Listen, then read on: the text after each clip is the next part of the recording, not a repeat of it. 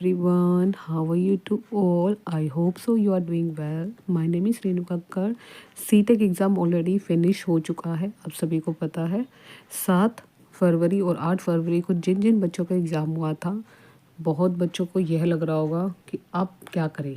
ठीक है, पहला क्वेश्चन बहुत ही इंपॉर्टेंट है कि आगे आने वाला जो अपडेट है सीटेक का क्या इंपॉर्टेंट है। एग्ज़ाम ख़त्म हो चुके हैं, आंसर की कब तक आएगी और रिज़ल्ट कब आएगा, यही क्वेश्चन आपके माइंड में घूम रहा होगा।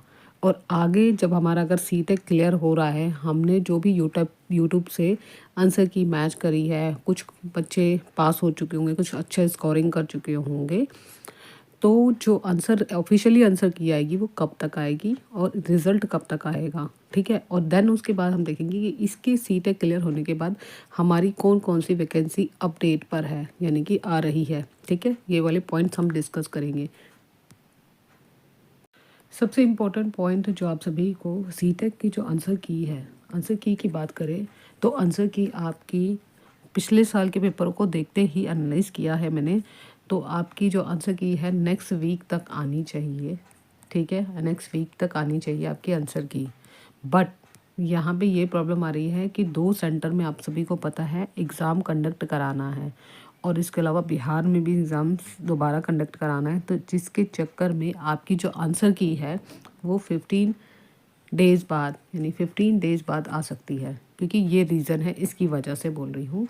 अब आप सभी को पता चल रहा है आंसर की कब तक आएगी। साथ ही साथ हम आंसर की के बाद जो रिज़ल्ट आएगा, अगर हम जो इंफॉर्मेशन बुलेटिन में देखा गया था तो उसमें टेंटेटिव दे रखी थी मार्च के आसपास, तो मुझे लगता है कि 15 मार्च के आसपास आपका रिज़ल्ट आने की संभावना है। 15 मार्च बोल रही हूँ, उसके आसपास आने की पूरी संभावना है, अगर जो एग्ज़ाम जिन सेंटरों में पेंडिंग है उसके कारण से, क्योंकि इन्होंने टेंटेटिव दे रखी थी आपने मार्च की, तो मार्च में दे रखी है तो मार्च में कभी भी आ सकता है, लेकिन मैं एक संभावना के लिए अकॉर्डिंग बता रही हूँ कि 15 मार्च के आसपास आपका रिजल्ट आ सकता है। अब नेक्स्ट क्वेश्चन है जो मैंने आपको बोला था कि अगर आपका इनके सीटेक पूरा क्लियर हो रहा है, अच्छी स्कोरिंग कर रहे हैं, नेक्स्ट स्टेप क्या करना है, बहुत ही इंपॉर्टेंट है। वन बाय वन हम डिस्कस कर लेते हैं। सबसे इम्पॉर्टेंट आप सभी को पता चल चुका होगा कि EMRS की वैकेंसी, जिसको कहते हैं फेज़ 3 की वैकेंसी आने ही वाली है। कब आएगी इसका नोटिफिकेशन अभी तक नहीं आया, लेकिन एक जो सर्कुलर वायरल हो रहा था जिसमें कहा गया था कि 38,000 समथिंग वैकेंसी आएगी, और प्लस आपकी जो डिडक्शन होगा, जो इस टाइम सेकेंड फेज़ की एग्ज़ाम की जो रिज़ल्ट वगैरह है, जो वैकेंसी है वो अगस्त तक फिनिश हो जाएगी। उसके बाद हो सकता है दिसंबर के लास्ट या जनवरी के आ सकती है, वहाँ तक उस टाइम तक आ सकती है। ये वैकेंसी की तैयारी किस तरीके से करनी है इसके लिए अलग से मैं वीडियो बना दूंगी। ठीक है, सेकंड आता है आपके लिए ऑप्शन जो बचता है यूपी टेक में जो आता है सुपर टेक में लेवल 1 और जूनियर लेवल और प्राइमरी लेवल के लिए होता है। अगर आपका दोनों सेकेंड लेवल है तो आपके सेकेंड पेपर जो है सीटेक का वो क्वालिफाइड होना चाहिए, और उसके बाद जो आपका नेक्स्ट पेपर जो है प्राइमरी के लिए वो 1st to 5th क्लास के लिए है। ठीक है, मैंने यहाँ पे बता दिया सुपर टेक। उसके बाद यहाँ पे एक चीज़ और इन्फॉर्मेशन देनी है, तीसरा जो मोस्ट इंपॉर्टेंट पॉइंट है कि यूपी में टीजीटी और पीजीटी की भी वैकेंसी आने वाली है, तो इस चीज़ का भी ध्यान में रखना। टीजीटी और पीजीटी की भी वैकेंसी आने वाली है, तो यहाँ पे कहीं ना कहीं हम फॉर्म फिल कर सकते हो।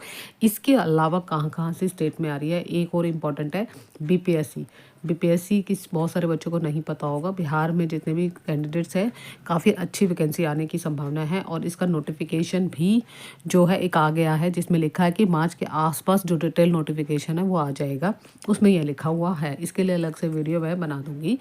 सबकी सब्जेक्ट वाइज क्या क्या तैयारी करनी चाहिए, किस किस तैयारी करनी चाहिए, इसका जो लेवल होता है इसमें लेवल बता देती हूँ।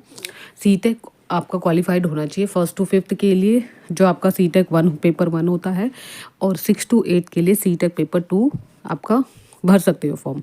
सेकंड जो हमारा होता है बिहार टेक में क्या होता है, आपका लेवल 1 होता है, और बिहार टेक में सेकंड लेवल पर आपका जो होता है, इसमें जो फर्स्ट लेवल होता है वो होता है 9th 10th के लिए, जबकि आपका जो लेवल 2 होता है बिहार एक्स टेक में वो होता है 11 to 12th। तो इस चीज़ का जरूर ध्यान रखना, जब भी वैकेंसी निकलेगी मैं ज़रूर इस डिटेल वीडियो बनाऊंगी। ये वैकेंसी आपकी पेंडिंग है, और भी स्टेट में आने वाली है, जैसे चंडीगढ़ हो गया, अलग अलग स्टेट में कहीं ना कहीं वैकेंसी आती है, तो आप इसका फॉर्म फिल कर सकते हो, लेकिन अपनी प्रिपरेशन जो है वो कंटिन्यू रखना। बेसिक जनरल अगर सब्जेक्ट की बात करूँ तो जनरल सब्जेक्ट में आप सभी को पता है रीजनिंग, मैथ्स और आपका जीके या जीएस या करंट अफेयर्स कह सकते हैं। उसके बाद आपका जो है इंग्लिश और हिंदी, ये तो आप कंपलसरी है। बाकी आपका खुद का सब्जेक्ट भी होता है, जो भी आपका सब्जेक्ट है, हिंदी है, इंग्लिश है, सबका अलग अलग सब्जेक्ट होता है, वो भी अपना प्रिपेयर करके रखिए क्योंकि कंपटीशन बहुत ही ज़्यादा है, बहुत सारे। और आप सभी को पता है कि इम्पॉर्टेंट है कि अभी भी सी टेक में 25 लाख फॉर्म भरे गए हैं। तो आप सोच सकते हो अगर इतने में से भी काफ़ी बच्चों का हो गया तो आगे कंपटीशन आप सोच ही सकते हो कितना ज़्यादा होगा। और सेकंड थिंग इज़ है, अगर सीटेक क्वालिफाइड मार्क्स नहीं पता तो मैं वो भी बता देती हूँ कि सीटेक के लिए जो क्वालिफाइड मार्क्स रखे होते हैं वो जनरल कैटेगरी के लिए 90 मार्क्स होते हैं, जबकि एससी और एसटी के लिए जितना है 82 मार्क्स दिए गए होते हैं। तो इतने ही मार्क्स आपके पास करने के लिए चाहिए होते हैं।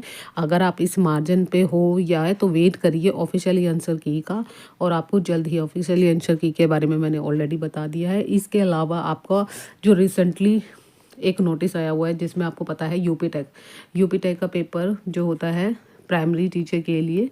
एंड सेकंड थिंग, अगर आपको डाउट लगता है सी टेक में 1% भी डाउट लगता है तो आप यूपी टेक की प्रिपरेशन भी कर सकते हैं। यूपी टेक में पेपर 2 जो होता है वो 6 to 8 के लिए होता है, और प्राइमरी और जूनियर कहते हैं, और ये होता है 1st to 5th क्लास के लिए।